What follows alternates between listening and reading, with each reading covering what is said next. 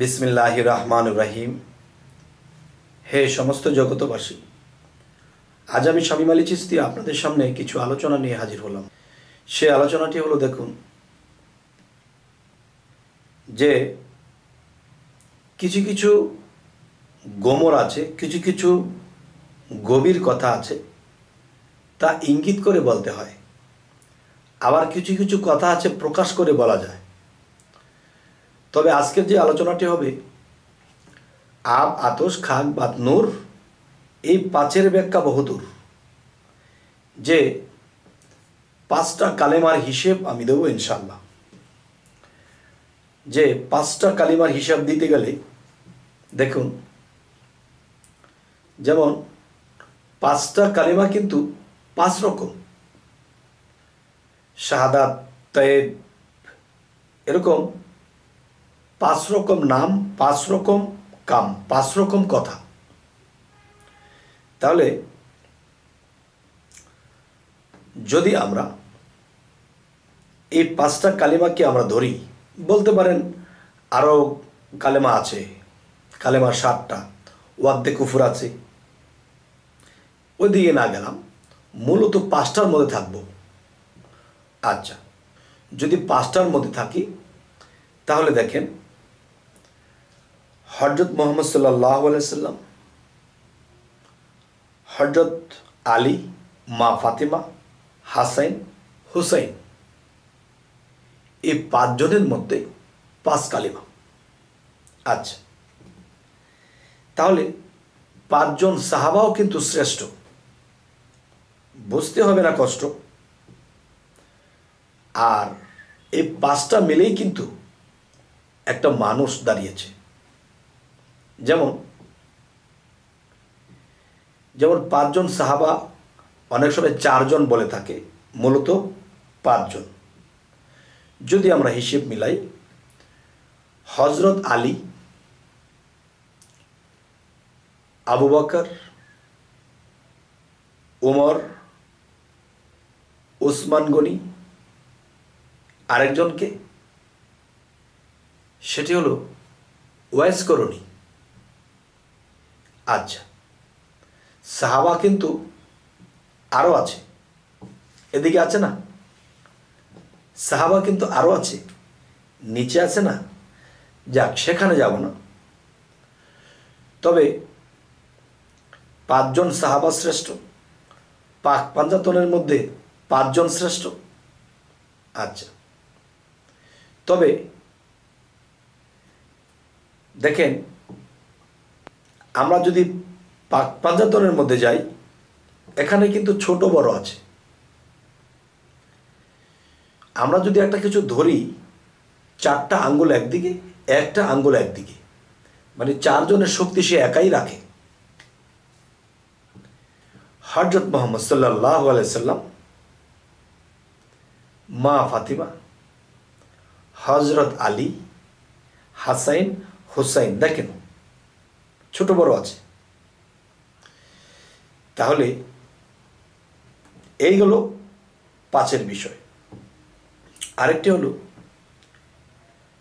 যেমন আব, আতশ, খাক, বাত, নূর, এই পাঁচের ব্যাখ্যা বহুদূর। এই পাঁচের ব্যাখ্যা যে কত দূর তা বোঝা মুশকিল, তবুও বলছি।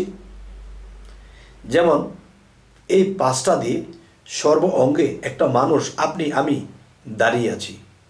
দেখুন, আমার মানব দেহের ভিতরে যদি যাই, আগুন, পানি, বাতাস, মাটি, আলো, এই পাঁচটা। তাহলে কালিমা যদি পাঁচটা হয়ে থাকে এবং পাক পাঞ্জাতনের পাঁচজন যদি থেকে থাকে, তাহলে পাঁচজনের কিন্তু এক গুণ নয়, পাঁচজনের পাঁচ রকম গুণ, পাঁচ রকম জ্ঞান, পাঁচ রকম রং, পাঁচ রকম সুরত। ঠিক আগুনের সাথে মাটির মিল নেই, মাটির সাথে পানির মিল নেই, পানির সাথে আলোর মিল নেই, আলোর সাথে বাতাসের মিল নেই। দেখবেন এই পাঁচটাই কিন্তু সেটিং করা হয়েছে মানব দেহে। এই পাক পাঞ্জাতনের এই 5টা দিয়ে আপনি আমি সৃষ্টি, আর এই আমরা চলছি। আচ্ছা, তাহলে কোন জায়গাটিতে বলা হয়েছে আব আতশ খাক বাত নূর, এই 5-এর ব্যাখ্যা বহুদূর? এই 5-এর ব্যাখ্যা কত দূর? বহুদূর, কিন্তু নিকটে। নিকটে কি? এই পঞ্চ আত্মা এই পাক পাঞ্জাতন থেকেই, এই পঞ্চভূত বা 5টা বিষয়, আগুন পানি বাতাস মাটি আলো, এই পাক পাঞ্জাতন থেকেই। তাহলে এই পাক পাঞ্জাতন কোত্থেকে এসেছে? আল্লাহ থেকে এসেছে। মানে আল্লাহ থেকে যে এসেছে, এখন আল্লাহ কোথায়? আল্লাহ কি বলেছে কোরআনে? যে নিজেকে পবিত্র করলো সেই সফল কাম। তাহলে যে নিজেকে পবিত্র করে, এই পাক পাঞ্জাতন, এই আব আতশ খাক বাত নূর, এর ভিতরে আল্লাহ এসে তার কালবের মধ্যে বসে এবং সেই বান্দার মুখে কথা বলে। তাই বলবো, হে সমস্ত জগতবাসী,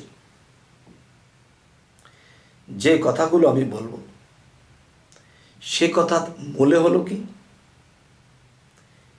এই কালেমাকে যদি আমরা বুঝতে যাই, এই কালেমার ভিতরে বিসমিল্লাহ নিহিত। আর এই বিসমিল্লাহকে যদি আমরা খুঁজতে যাই, তাহলে এই বিসমিল্লাহর মধ্যে আল্লাহর মঞ্চ আছে। যেই মঞ্চের মধ্যে দাঁড়িয়ে আল্লাহ বলেছিল, এখনো বলে যে বিসমিল্লাহর মঞ্চে উঠে আল্লাহ কুনসু কানসান বলিলেন। সেখানে ওঠে আল্লাহ কোনো একদিন বলেছিল, কোন হয়ে যাও, হয়ে গেছে। কোথায় সেটা? বিসমিল্লাহর মঞ্চ। আবার কোনোদিন সেই বিসমিল্লাহর মঞ্চে উঠেই বলবে, ফায়াকুন, ধ্বংস হয়ে যাও। তাহলে পাক পাঞ্জাতনে এই মহাবিশ্ব ব্রহ্মাণ্ড সৃষ্টি, এবং এই পাক পাঞ্জাতনে এই মানব দেহটা সৃষ্টি। তাহলে মহাবিশ্ব ব্রহ্মাণ্ডের ভিতরে যদি সেই বিসমিল্লাহর মঞ্চ থাকে, তাহলে এই ছোট্ট ক্ষুদ্র বিশ্বের ভিতরেও বিসমিল্লাহর মঞ্চ আছে, এবং সেখানে আল্লাহ আসে। আল্লাহ কিন্তু সেখানে এসে বসে। আল্লাহ কিন্তু এটাও বলেছে যে যে নিজেকে পবিত্র করলো সেই সফল কাম। সেই সফল কাম কেন? নিজের কাল্পখানি সর্ব অঙ্গে যিনি পবিত্র করলো, তার কালবে এসে আল্লাহ বসে। তবে হে সমস্ত জগতবাসী, আজকের এই আলোচনাটা আমি কেন করলাম? আমাকে কেউ জিজ্ঞাসা করেছে যে বিসমিল্লাহ কি জীবিত না মৃত? তখন আমি তাকে বললাম, বিসমিল্লাহ সৃষ্টি কিসের? বিসমিল্লাহর সৃষ্টি আগে, না কালেমার সৃষ্টি আগে, না পাক পাঞ্জাতনের সৃষ্টি আগে, নাকি আল্লাহর মুহাম্মদ সাল্লাল্লাহু আলাইহি সাল্লাম সৃষ্টি আগে? তখন আমি তাকে যেই উত্তরটি দিয়েছিলাম, আপনারা কিন্তু এই কথাটার উত্তর খুব প্রখর জ্ঞানে নেবেন। এই উত্তরটা যখন তাকে দিয়েছিলাম, আল্লাহ আমাকে উত্তরটা দেওয়াইছিল, তখন তিনি আমার থেকেও বয়স্ক লোক হওয়ার পরেও তিনি আমাকে একটু লজ্জা দিলেন। তিনি আমার পায়ের কাছে চলে এসেছে সালাম করার জন্য। বাবা, এটা কি করছেন? আপনি আমার বয়োজ্যেষ্ঠ। যে এই উত্তরটি যখন আমি দিয়ে দিলাম, তখন তিনি পা ধরতে আসে, না বাবা, আমাকে বেয়াদব বানাবেন না, আপনি আমার বয়োজ্যেষ্ঠ। আমি উত্তরটি দিয়েছিলাম, দেখেন, একটা কাঁঠাল যখন আস্ত ছিল, তখন বলা হচ্ছে এটার নাম কি, এটা কি জিনিসটা? এটা একটা কাঁঠাল। তখন এই কাঁঠালটাকে ভাঙা হলো। ভাঙার পরে কাটলের বতা এক জায়গায়, কোষগুলো এক জায়গায়, বিচিগুলো এক জায়গায়, ছোলকাটা এক জায়গায়, মোতাটা এক জায়গায়। এখন বলা হচ্ছে যে এটা কি, এটা কাঁঠালের কোষ, এটা কি কাঁঠালের বিচি, ওটা কি কাঁঠালের চোকলা, ওটা কি কাঁঠালের বোতা, ওটা কি, ওটা হলো কাঁঠালের মোতা। তাহলে সব কিছু কিন্তু একটু আগেই কাঁঠাল ছিল, এখন এটা কি হলো? যেটাই জিজ্ঞাসা করা হয়, এটা কাঁঠালের মোতা, এটা কাঁঠালের কোষ, এটা কাঁঠালের চোকলা, এখন সব কিছু কাঁঠালের হয়ে গেছে। তাহলে এই মাত্র একটু আগে, এটা ভাঙার আগে কাঁঠাল ছিল, এখন যেটা জিজ্ঞাসা করা হয় সেটাই বলতেছে এটা কাঁঠালের। তাহলে একটু আগে কাঁঠাল বলা হলো, আর এখন বলা হলো কি কাঁঠালের। তাহলে কাঁঠাল কোথায়? আচ্ছা, যখন আমি আবার সবগুলো একাত্র করেছি, একাত্র করার পরে আস্ত কাঁঠাল হয়েছে, এখন বলতেছে যে এটা কিটা, তখন বলা হচ্ছে এটা কাঁঠাল। এটা ভাঙার পরে যখন আলাদা আলাদা করা হয়েছে, তখন বলা হচ্ছে এটা কাঁঠালের, ওটা কাঁঠালের, ওটা। এখন কাঁঠাল কই? এখন কাঁঠালের, এখন কাঁঠাল নয়, একাত্র করলে কাঁঠাল। আমি সেই মুরব্বীকে বলেছি, বিসমিল্লাহ, কালিমা এবং বিসমিল্লার মঞ্চ এবং মুহাম্মদ সাল্লাল্লাহু আলাইহি সাল্লাম, এই সমস্ত কিছু যদি একাত্র করা হয়, তাহলে কিন্তু এটা বিসমিল্লাহ আলাদা থাকবে না, এরকম মুহাম্মদ আলাদা থাকবে না, কালিমা আলাদা থাকবে না, পাকপাদাতুন আলাদা থাকবে না, সকল মিলে কি হবে বাবা? তখন বাকিটা আর আমাকে বলতে দিল না। তিনি আমার পায়ের কাছে এসে, তখন আমি বাকিটা আপনাদের কাছে বলতে পারছি না। তবে হ্যাঁ, যদি মনে কারো আকাঙ্ক্ষা থেকে যায়, তাহলে যদি পৃথিবীতে বেঁচে থাকি, তাহলে বাকিটা আপনাদের সামনে মুখোমুখি বলবো, কানে মুখে। দেখুন, কিছু কিছু বিষয় আছে, আল্লাহ বলেছে যারা আমার গোপন ভেদ যেখানে সেখানে প্রকাশ করিবে, তাদের অনন্ত শাস্তি হবে। তাই কিছু কিছু ভেদ ইউটিউবের মধ্যে বলা যাচ্ছে না।